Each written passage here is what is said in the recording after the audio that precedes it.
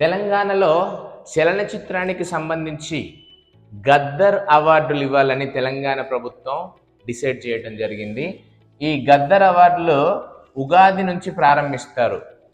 ఇప్పుడు వచ్చేటువంటి ఉగాది నుంచి ఈ అవార్డులు ఇవ్వటం జరుగుతుంది. ఈ కమిటీ గద్దర్ అవార్డుల కమిటీ మీటింగ్ అనేది డిప్యూటీ సీఎం అండర్లో సచివాలయంలో, తెలంగాణ సచివాలయంలో జరిగింది. ఇక్కడ ఈ మీటింగ్లో ఏమేమి డిసైడ్ చేశారంటే లోగో ఎలా ఉండాలి, అలాగే రూల్స్ అండ్ రెగ్యులేషన్స్ ఏ విధంగా ఉండాలి, అంటే ఎవరెవరికి ఏ బేస్ మీద అవార్డులు ఇవ్వాలి.